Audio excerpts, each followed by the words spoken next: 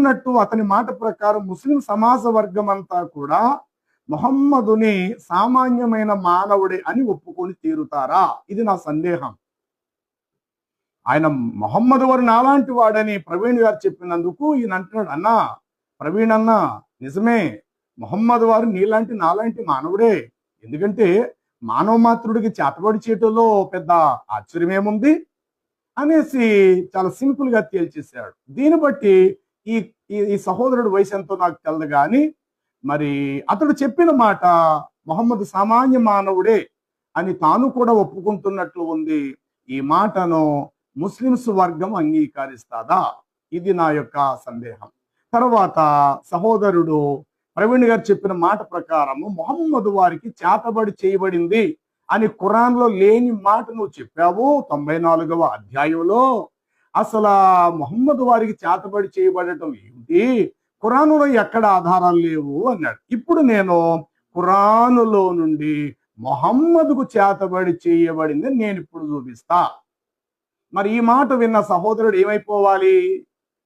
అరే తమ్ముడు, మరి నీ వయసు అంతా నాకు తెలదు కానీ మాట్లాడేటప్పుడు కాస్త నువ్వు కూడా ఒళ్ళు దగ్గర పెట్టుకొని గ్రంథాలను బాగా పఠించి నేర్చుకో. చాలా సందర్భాలు చెప్తున్నాను, సందేహాలు ఉంటే నా దగ్గర రండిరా బాబు అని చెప్తున్నాను కదా, నీకు కూడా చెప్తున్నాను. నా అడ్రస్ చెప్తాను, ఆఖరిలో రా, వచ్చి ఖురాన్ ప్రకారం మొహమ్మద్కి దయ్యం పట్టిందో లేదో, చేతబడి చేయబడిందో లేదో అనేది ఏదో హదీసులు అక్కడక్కడ ఉన్నాయేమో అని నువ్వు తప్పించుకున్నావు కదా. నేను ఖురానులో నుండే మొహమ్మద్కు చేతబడి చేయబడినది అని ఇప్పుడు ఇక్కడ ఈ క్షణములోనే నేను రుజువుపరుస్తా. అంత పెద్ద ఆయన పట్టుకొని ఏదో నీకు కూడా దయ్యం పట్టుకుంటే 94వ సూరా నువ్వు చదివితే దయ్యాలు పోతాయని చాలా ఎటకారంగా నువ్వు మాట్లాడావు. నీ ఎటకారం యొక్క కొవ్వేంటో నీ తీర్చేస్తాను ఇప్పుడు వాక్యం ప్రకారంగా, ఖురాన్ ప్రకారంగా, హదీసుల ప్రకారంగా. ఎక్కడున్నావు కానీ జాగ్రత్త వినడానికి ప్రయత్నం చేయండి. ముస్లిమ్స్ వర్గం కూడా చూడండి, మొహమ్మద్కు చేతబడి చేయబడిందా లేదనే విషయాన్ని నా చేతిలో ఉన్నది. ఇది ఖురానే మజీద్ 3 భాగాలు, 1, 2, 3. ఇందులో 3వ భాగాన్ని నేను తెలియపరుస్తున్నాను. నాన్న అక్కడ దగ్గర పెట్టి ఈ వచనాలు చూపించి, ఇక్కడ ఈ వచనాలు ఒక్కసారి దగ్గరగా చూపించు త్వరగా.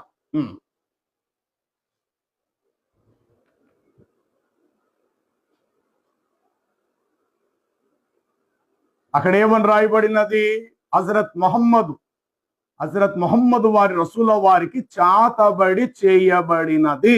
ఎవరు చేసిరి అనంటే ఒక యూదుడు అతని కుమార్తెయు, వీరిరువురు కలిసి మొహమ్మద్ వారికి చేతబడి చేసిరి అని మాట నీ ఖురాన్ మజీదులో రాయబడినది. నువ్వు ఏదైతే 94వ అధ్యాయం అంటున్నావో ఆ 93, 94 ఆ వచనాలలోనే, ఆ అధ్యాయాలలోనే మొహమ్మద్ వారికి చేతబడి చేయబడినది అని నీ ఖురానులో ఉంది. ప్రేక్షకులారా బాగా చదవండి. అక్కడ మొహమ్మద్కు చేతబడి చేయబడిందా లేదో ముందు మీరు అర్థం చేసుకోండి. రెండవది, హదీసుల్లో నుండి కూడా ఈ మాట నేను చూపిస్తూ ఉన్నాను. హదీసుల్లో నుండి మొహమ్మద్ ప్రవక్త గారి యొక్క జీవిత చరిత్రలో ఇక్కడ ఆయనకు చేతబడి చేయబడిందని వ్రాయబడినది. ఇది కూడా చూడండి. మొహమ్మద్ వారి యొక్క మహితోక్తులు అక్కడ రాయబడినది. మొహమ్మద్ వారికి చేతబడి చేయబడినది అనేటువంటి విషయాలు ఈ యొక్క మొహమ్మద్ వారి యొక్క జీవిత చరిత్ర మహితోక్తులలో ఈ విషయాలు చెప్పబడ్డాయి. చాలు నాన్న రా ఇవ్వండి. ఈ యొక్క మొహమ్మద్ వారికి చేతబడి చేయబడిందని ఖురాన్లో ఎక్కడా చెప్పబడలేదని దాటుకుంటూ వెళ్ళిపోయాడు. మరి ఇది నా చేతిలో ఉన్నది ఖురాన్ కాదా? ఖురాన్ 1, 2, 3 భాగాలు, 114 సూరాలు కలిపి సూరాయే అల్ ఫతిహా మొదలుకొని సూరే నాసిన్ 114వ సూరా వరకు కలిపిన 3 భాగాలుగా వెలుగులోకి తీసుకురాబడ్డాయి. దీని పేరు ఖురానే మజీద్. ఈ యొక్క ఖురాన్ మజీద్ చూడండి. ఇందులో తీయగలుగుతాం ఈ ఫ్రంట్ పేజీ.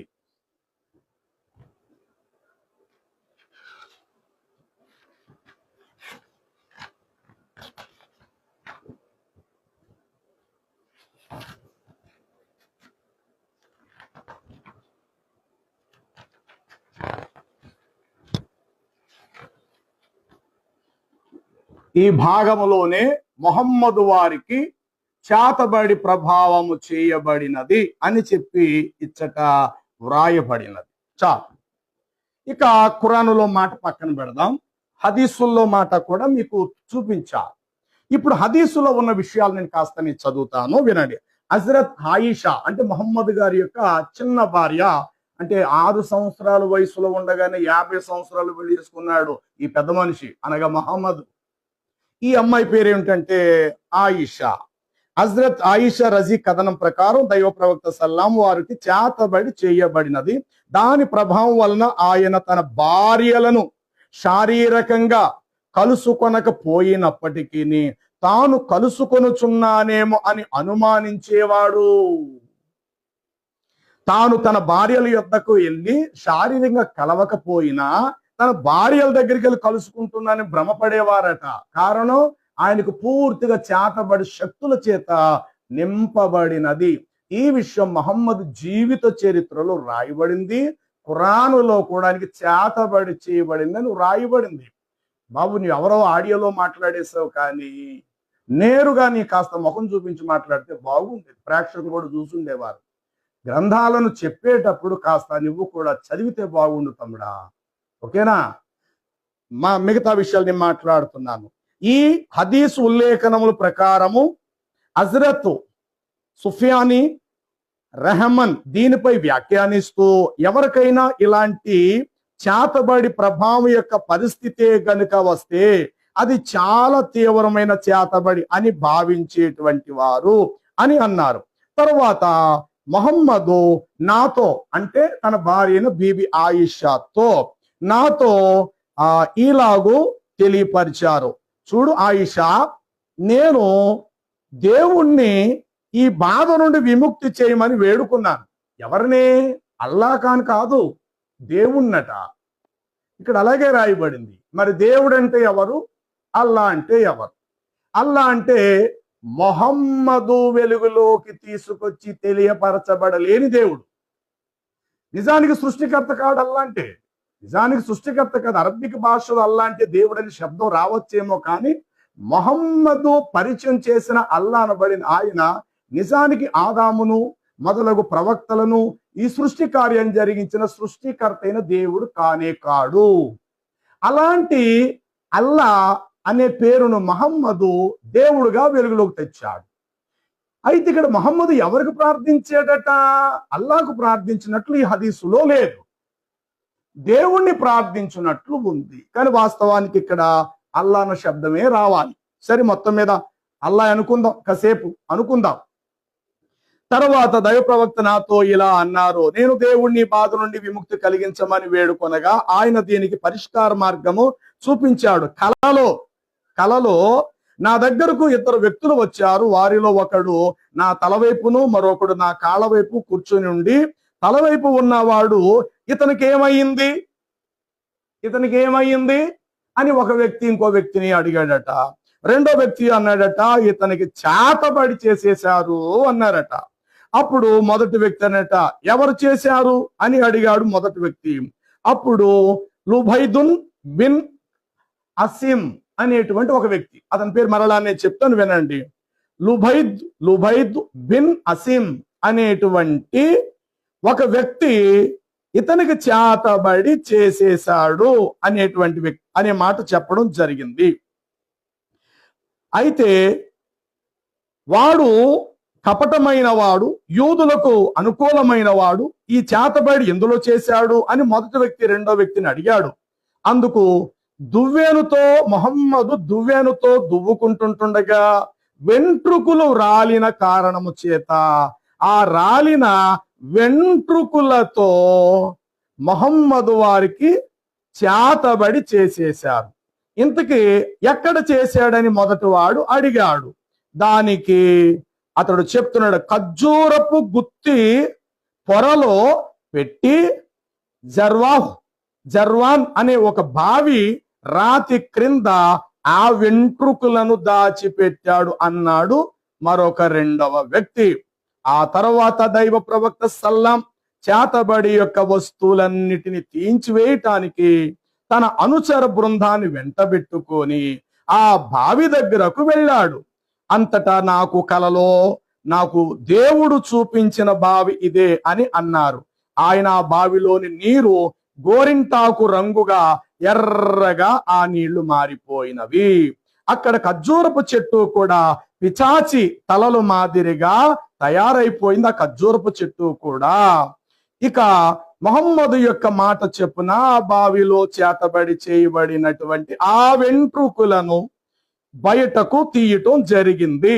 తర్వాత నేను దైవ ప్రవక్త సల్లాముతో మాట్లాడుతూ, మీరు చేతబడికి విరుగుడు ఎందుకు చేయలేదు అని తోటి అనుచరులు మహమ్మదుని అడిగారు. దానికి మహమ్మదు సమాధానమిస్తూ దైవ సాక్షిగా, దేవుడు నాకు స్వస్థతను చేకూర్చినప్పుడు ఇక నేను దాని విషయంలో చెప్పవలసిన అభ్యంతరం ఇంకేముంది అని సమాధానం ఇచ్చిరి. అంటే మహమ్మదుకి చేతబడి చేయబడినది. సహోదరుడు అన్నాడు అందరిలాంటి సామాన్య మానవుడని, కానీ బైబిల్ గ్రంథములో ఉన్న సృష్టికర్త తరపున సృష్టికర్త ఎంచుకున్న దైవ ప్రవక్తలకు ఎవ్వడూ చేతబడి చేయలేకపోయారు. మరి మహమ్మద్కి అంత సులభంగా చేతబడి చేయబడిందంటే ఆయన ఆ యొక్క ప్రవీణ్ గారు చెప్పినట్టు అందరిలాంటి మానవ మాత్రుడే కదా. కనీసం ఖురాన్ అంతట్లో మహమ్మద్ మహాప్రవక్త అని ఎక్కడైనా ఉందండి? ఈ డబ్బా కొట్టుకోవడమే సరిపోతుంది డబ్బాగాళ్ళు. ఏమని? మొహమ్మద్ రసూల్ వారు, మొహమ్మద్ సల్లల్లాహు అలైహి వసల్లాము గారు మహాప్రవక్త. ఎక్కడుందండి ఖురాన్ అంతట్లో మహాప్రవక్తని? మరి మహాప్రవక్తకైతే చేతబడి శక్తులు చేయబడతాయా? మోషే ఐగుప్తు దేశములో ఫరో ఎదుట, శకునగాండ్రుల ఎదుట, గారడి విద్య గల వారి ఎదుట, మాంత్రికుల ఎదుట దైవజనుడైన మహాప్రవక్త మోషే ఒక్కడే నిలబడ్డాడు. మోషే వెంట్రుకు కూడా పేకలేకపోయాడు. దైవజనుడైన మోషేకి ఒక వెంట్రుకు కూడా పేకలేకపోయారు. కానీ మహమ్మద్ వారికి మాత్రం చాలా వెంట్రుకులు రాలి కిందడిపోయాయి. బైబిల్ చెప్తుంది దేవుని అనుమతి లేనిది ఒక వెంట్రుకు కూడా నేలను రాల్చబడదు. ఒక వెంట్రుకు కూడా రాలదు. ఆయన పర్మిషన్ ఉండాలి, ఆయన అనుమతి లేనిదే. ఆయన అనుమతి లేనిది మీ తల వెంట్రుకలు ఒక్కటి నేలను రాల్చబడదు. కాబట్టి మోషే అలాంటి శకునుగాండ్రులు, మాంత్రిక విద్య గల వారి మధ్య ఉన్నప్పటికీ కూడా మోషే యొక్క వెంట్రుకును పీక్కొని వెళ్ళి ఎవడు చేతబడి చేయలేకపోయాడు. మోషేకే కాదు, దేవుని తరపున ఆయన ఎన్నుకున్న దైవ ప్రవక్తలనబడిన వారెవ్వరిలో కూడా ఇలాంటి చేతబడి శక్తులు ఎవ్వరికి పనిచేయలా. కాబట్టి ప్రవీణ్ గారు చెప్పారు, మహమ్మద్ నాలాంటోడు నీలాంటోడు. ఎస్, మనలాంటోడు ఆయన. కనీసం ఆయన ప్రవక్త అని చెప్పడానికి కూడా కాస్త ఆలోచించాలి మనం. ఎందు గురించి అనంటే ప్రవక్తకు తగినటువంటి బైబిల్ గ్రంథములో ఉన్న దైవ ప్రవక్తలకు ఉండే ఆ అర్హతలు